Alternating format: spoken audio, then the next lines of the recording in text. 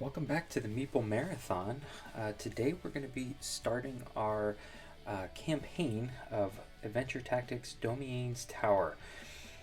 So what I'm going to do in this video is basically go through the steps of setting up the game, which is somewhat involved, mainly because you are setting up your heroes for the first time, and so there's various cards that you need to add and create their decks.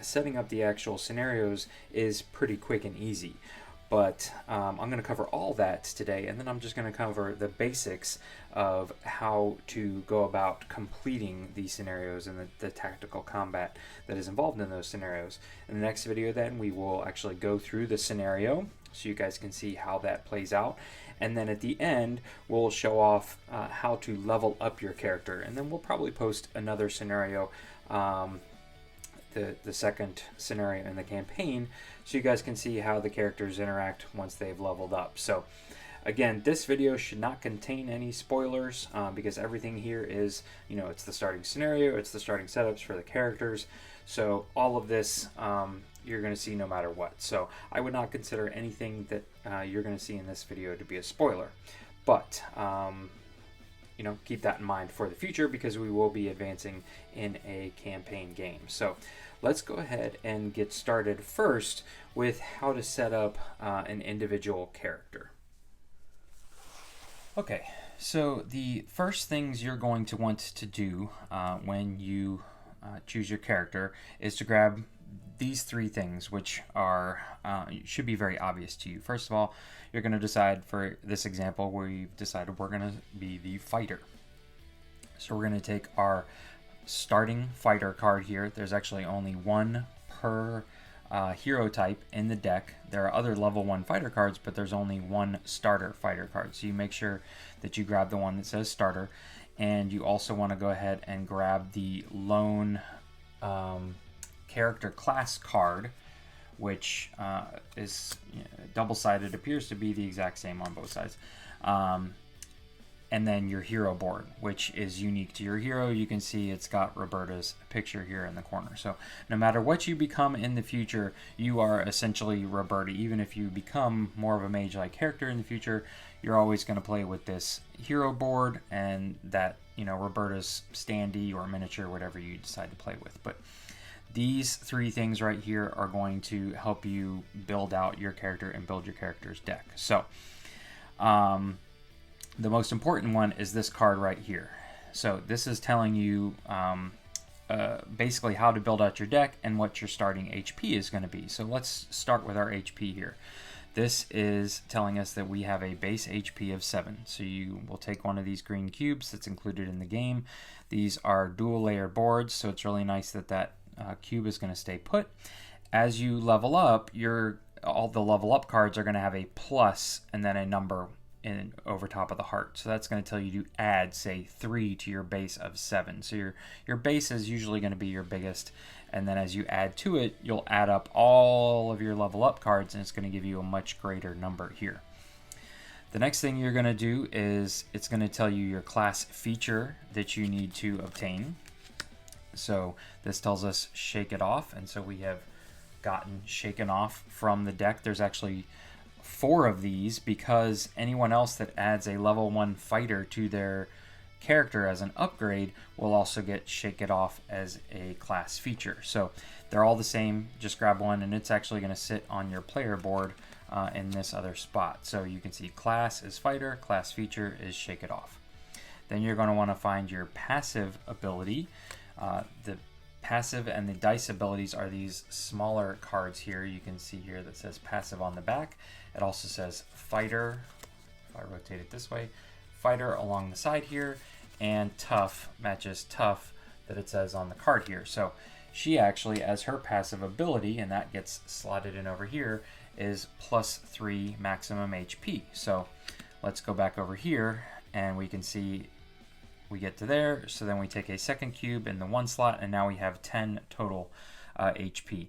Now, the reason that this just doesn't say 10 to begin with as your starting HP is because you only get 3 passive abilities per encounter. So you may choose in the future, when you have more than 3 passive abilities, you may choose to not go into a fight with tough. And so you're going to have to reduce your overall HP by 3 when you do so. So these last cards here with the plus symbol next to them are all going to be action cards that you're going to add to your deck. So here you can see we are adding 2 charges to our deck. We'll set those off to the side. We're adding 2 rock tosses to our deck. We're adding 1 additional basic attack. And then on top of these 5 cards that are specific to our fighter, we are adding 3 basic moves and 3 basic attacks. So every starting character's deck is going to consist of 11 cards, 6 of which being 3 basic moves and 3 basic attacks. The additional 5 are going to be whatever your starting hero card tells you to start with. As you again level up, these cards are going to have this plus symbol with new action cards on them that you're going to add to your deck. So your deck is going to grow, but you're also going to be given the opportunity to remove cards from your deck. So thinning it down if you don't want a large deck. This is in a sense a deck builder game, but the only deck building you're doing is prior to the game. But then as you play through it, you're going to be drawing a hand, you're going to be playing down cards. Sometimes they're going to be discarded, sometimes they're going to be removed from the game. And when you run out of a draw pile, you're going to shuffle up your cards and play again. So the size of your deck and what's in your deck is obviously very important during the encounters. Now, my suggestion for you, in order to create some space in your box, because there's a lot of cards in the box and they are literally jammed in there from the beginning, is to go ahead and build out each starting character. So you've got, in addition to our fighter, you've got your cleric, you've got your wizard, your who is Tolbin is the rogue, and Olette is the archer. Go ahead and build those characters out. You can see here, if I dig down in my box here, I'm getting ready to start a 3-character campaign here. So I'm actually not going to be using Tolbin, but I have gone ahead and found all of the cards that I just covered for Tolbin as a starting rogue character and gone ahead and placed them in the tuck box. That tuck box will just be stored in the box, and that way I have a little bit more room in the sections of cards to be able to flip through them and pull them out. They're not so jam-packed in there. So just a little tip when you are organizing the cards and setting up the game for the first time. But otherwise, what you can do once you have your board set up to play the game, some people leave these out and set out right here, but you really don't need this anymore. So for the sake of space, I am taking my card, putting it back in my tuck box, and this is going back in the box. Then you're going to want to take your 11 cards here, obviously, and give them a good shuffle, and then this character is ready to go. Alright, so the next thing that we are going to discuss is how to set up an individual scenario. So we've got our characters set up, specifically our starting fighter character. I've also off camera set up a starting cleric character and a starting wizard character. So that's going to be my 3-person party. You can see them set up out here. So I've already set up for the scenario, but let me tell you and go through how we got there. So the very beginning of the game, when you open up this giant campaign guide here, you are given kind of a character background, and then on the very next page you're given basically a little background story of what each character was doing right before your campaign started. So all of this text is going to be about where they were before the alarm was sounded. And then at the very bottom here, you actually get an option. Right off the bat, your very first scenario, you're going to get an option. You can either go to guard the gate, in which case you're going to go to scenario 1 on page 5, or you can investigate the alarm. protect the villagers, go to scenario 2 on page 7. This symbol here is letting you know that this scenario is actually tougher than this one. This is the more challenging scenario of the two. So since this is our very first scenario, we are going to go ahead and just guard the gate.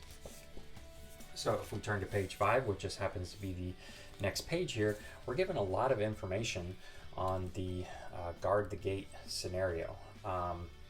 So right up here, it's giving us our objective, which is to defeat Rigby.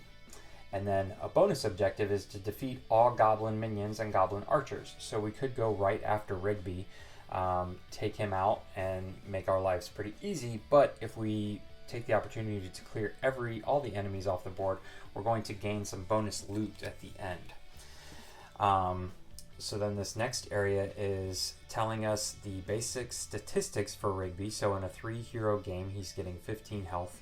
He has a range of 1 on his basic attack, which is a white die, and he's got a basic movement of 4. This green box here is for us to place his health counters on to track how much damage we've done to Rigby. Then he has some unique behaviors that are going to come up, and see what they have done here is instead of putting all this information on the card, which we'll see in a second, they can simply say smash on the card, and this could change in a later scenario. Say we come back to Rigby, he may have improved his smash ability. So all of the keyword information that you need to know is right here on your scenario sheet.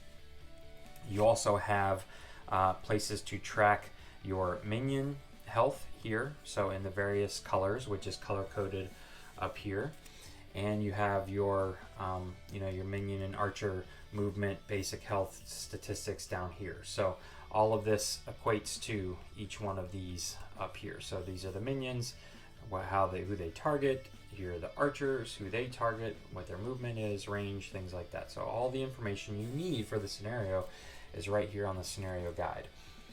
This last part here is telling you where to set up Rigby, and then the goblin minion and the goblin archer. And you can see we're just playing 3 heroes here, so we only are putting out these green guys. 4 to 5 heroes, we would have added these 2, but for this scenario, since we're only playing 3 heroes, they're not included in the game. And then these last 2 we have ready, but Signal Flare, if we read back here, when Rigby reaches 7 or fewer HP for the first time, add 1 goblin minion and 1 goblin archer to the encounter. So they actually don't start on the map. They will come in once Rigby is defeated to a certain point. So what I've actually done here is rotated the map, which you can now see, just so it fits better on camera. But what I also have done is, in looking at this, normally this would be north. I'm assuming the top of the page would be north. So I have placed my directional arrow card here with north pointing that way, so that I can remember that north should be pointing that way. Then during the game, you may be directed to, if you have, for example, a tie between which direction a minion may move, you're going to draw one of these cards at random, and that's going to tell you which direction they go. And so if you drew northeast, you would actually turn the card this way and move them that way, because we've already established where north is. So that's why that card is just sitting there, and it's going to sit there the rest of the game. So we saw on our encounter setup sheet that this is where those specific minions, and you can see here even on the standees, each individual standee is given a unique code. So GM1 versus back here, this one is GM3. Remember, GM2 and GA2 are not included because we're only playing 3 heroes, and Rigby obviously is R. So all of that information matches what's right here. This shaded area here, which for us is at the lower end of the map, is where anywhere in these 3 columns is where our heroes are allowed to start. So you can see I have placed them here at my leisure. The last thing you are going to want to do is make sure you have some revive potions based on your player count. So in a 3-hero game, we start with 2. We can make the game easier or harder by reducing this number by 1 or adding to it by 1. You also want to take your in a boss deck for Rigby. So this is going to give you the instructions for both the minions and the boss Rigby. Usually it's 10 cards. You always, however, want to check the scenario guide because it tells you exactly which cards to add in it. In this case, basically this is telling us all of his starting 10 are in there, but I guess future scenarios, they may take some out. And you also want to make sure you have your initiative chips for each of the characters in the game. So here we have one for Elwyn, the wizard, Quill, the cleric, Roberta, the fighter, and then the enemy actually gets 2. So, and I believe in like 5 hero games, the enemy's going to actually get 3 activations. But these are nice heavy poker chips, and so you basically just kind of shuffle these up. You also want to shuffle up, I've already shuffled up Rigby's cards. And then you're basically going to lay these out, and this is going to give you the initiative for each round. So you're going to do this between every round. Ooh, nasty.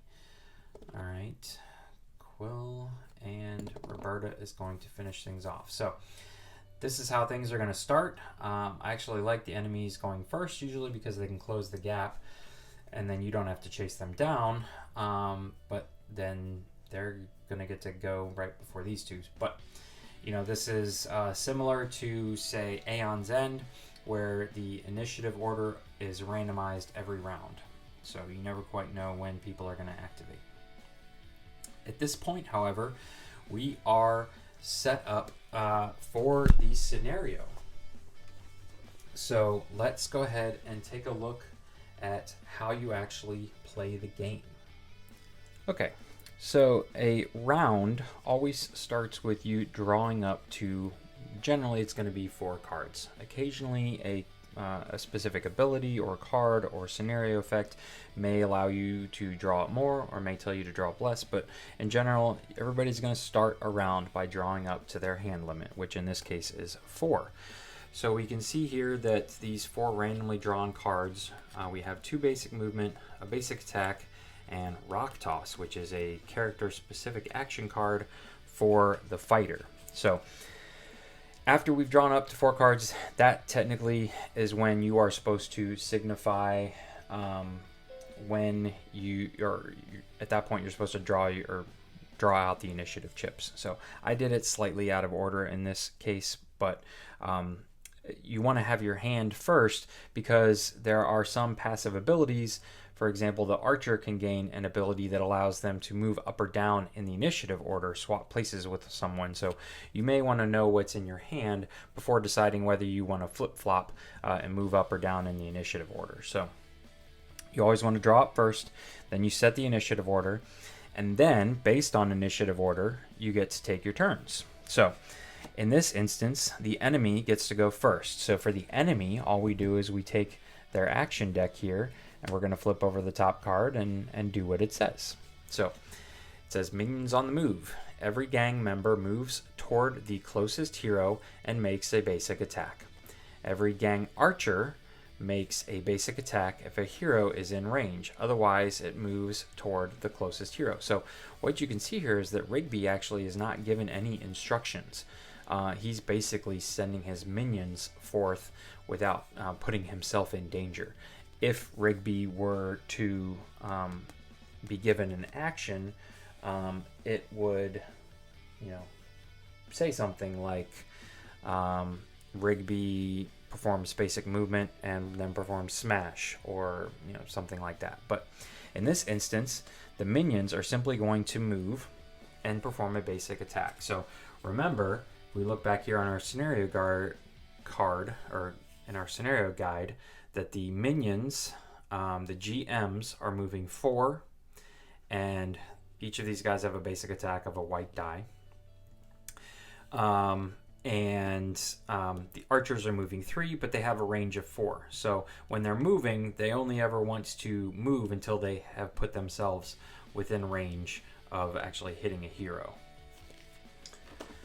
So they go through all the steps here. So gang members, the GMs, are going to move towards the closest hero, which in this case is Roberta, standing up front here. So the GMs have a movement of 4, so it's going to go 1, 2, 3, 4. You cannot move diagonally, so he could have come over here or here. I just moved him in a straight line, or her actually, it looks like. But since they have a range of just 1, which means the person would have to be adjacent to them, they cannot attack. But this just says every gang member moves towards the closest hero, makes a basic attack. So that guy's done. There's nothing else he can do. Now the gang archer is also going to attempt to move. So it's going to go 1, 2, 3, and that's it. 1, 2, 3, 4, 5, 6, 7. So it is way too far away to be hitting anyone.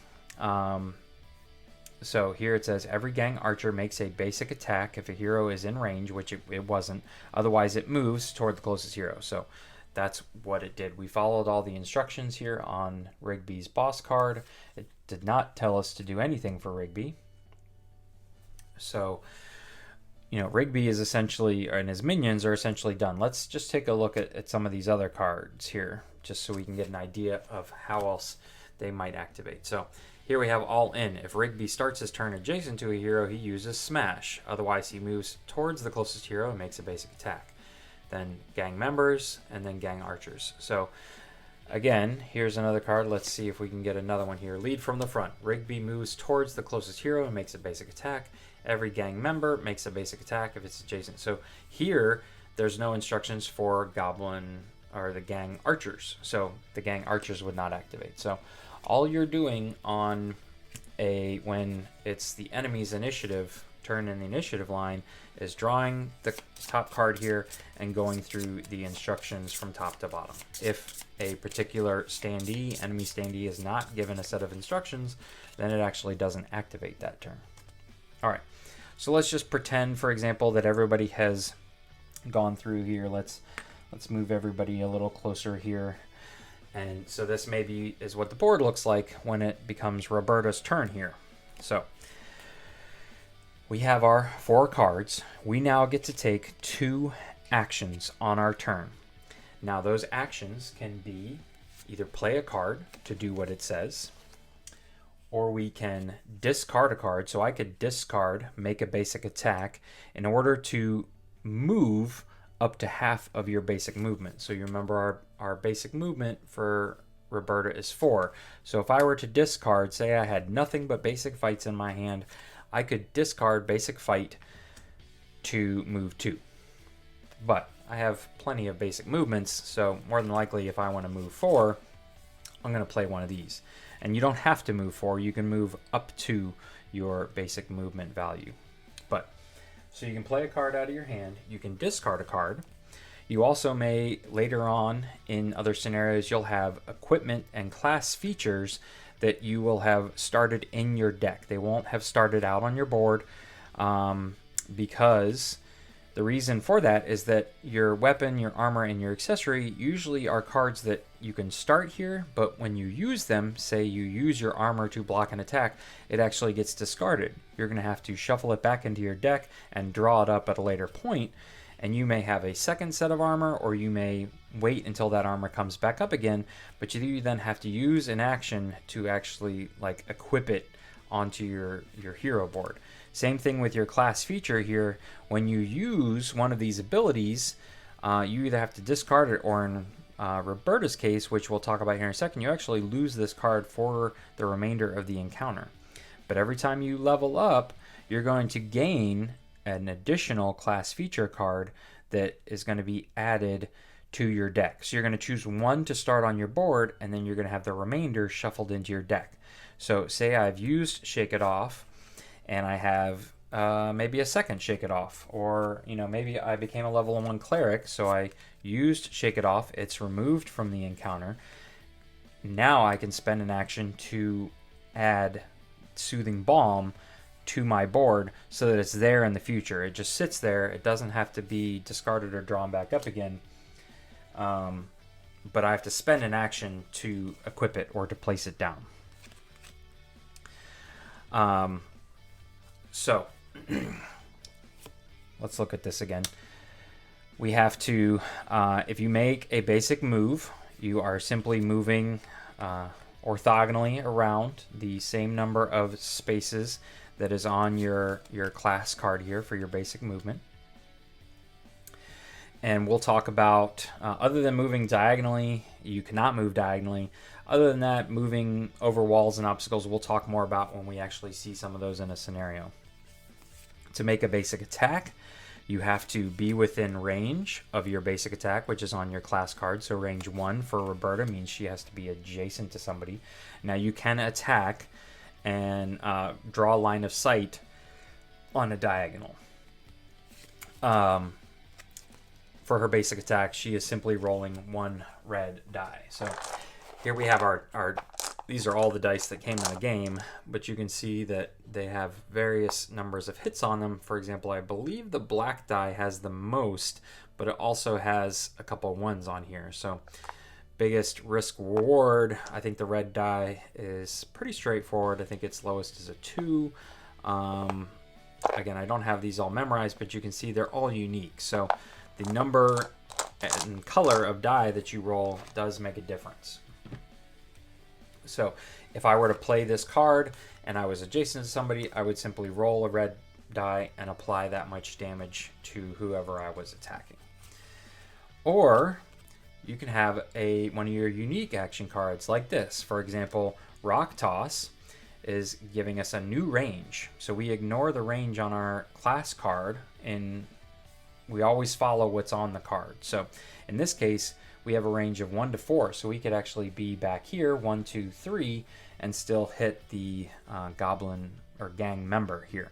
In this case, we're going to roll a white die, apply that much damage, and we'll get to push the target 1 square. So you would actually get to push him back in that instance. So you play this card, you do that action, you don't get to move. Now there may be a card in here that says move then attack, but in this instance you need to already be in position of a range 1 to 4 in order to make use of this card. There are times where you can play things for free. For example, this star right here on our class feature card, Shake It Off, means we could heal for the amount of 1 red die rolled. But this purple X here means that we have to remove this card from the encounter. We'll get it back at the start of the next encounter, but we remove this card from the encounter if we use this heal. Or this blue arrow symbol is a reaction symbol. So when you are damaged, heal a red die's worth. Again, we are removing this card from the game if we use that. However, for example, the cleric here can use target at a range of 0 to 5, so she can use it on herself basically, or up to 5 spaces away. She rolls a white die and she heals the target for that amount plus 1. There is no purple X on this card. There's also no yellow star on this card, gold star, so she has to use an action to spend the soothing balm, and then at that point it goes into her discard pile. She can draw it back up again and then spend an action to place it again. Whereas the wizard Elwyn here, he has a response. So when you are damaged, reduce that damage by a white die plus 1. So he doesn't have to spend an action. This is a reaction when he is damaged. The beginning of it tells you when you can use that reaction. Again, there's no purple X. So after he uses this, it's discarded. He can draw it back up and then spend an action to place it back on his hero board eventually. So each character's class feature card is uniquely different in that way. But that's pretty much it. You're going to spend your 2 action points however you see fit, whether it's placing cards down. Usually it's going to be to play cards out of your hand. Anytime you have a card with a golden star on it, it can be played for free, so it doesn't count against your 2 actions. And once you've taken your 2 actions, your turn is over. So if you want to flip over your chip, whatever it may be. But either way, you go through until everyone has played in the initiative order. And then during the cleanup phase, you have the option. So say I played these 2 cards. I moved up and I made a basic attack. So those went into my discard pile and I have these 2 cards in my hand. But say, for example, I'm already in the fray and I'm not too worried about being able to make a basic movement. I want to have more attack cards in my hand, so I can discard up to 1 card, it is optional, from your hand at the end of the round. This means that at the beginning of the round, I actually get to draw 3 cards instead of just 2. And I've thrown a basic move out of my deck, so more attack cards have the option of coming up. Also, any status effects that you may have gained during that round get discarded, or any status effects that are placed on the minions get discarded. Otherwise, that is it. It's pretty straightforward. The rules are very straightforward. Most everything you're going to need to know can be found on this scenario guide here on this specific page. So that's really nice that you shouldn't have to go digging or have a lot of other stuff out. Everything's right there for you. This game is about tactical skirmishes. Beyond that, the meat of the game, why this game is impressing so many people, is the character development. So what's really exciting is once we complete these scenarios, getting that loot, getting those rewards, seeing what we unlock, and then being able to level up our characters. So in the next video, we are going to go ahead and go through this scenario against Rigby and his minions here, but then at the end of that, we are going to find out what loot we obtained, and we're going to go ahead and level up our characters. So that, again, is what I'm most excited for in the game. Hopefully you are as well. But again, there also are going to be spoilers involved with that, because you're going to get to see, if you care to watch, what loot you get for defeating Rigby. So keep that in mind as you watch the next video. So that's all for today. If you enjoyed this video, please consider giving it a thumbs up. And if you'd like to see more videos like this in the future, please consider subscribing to the channel. Once again, thanks for watching. Have a great day.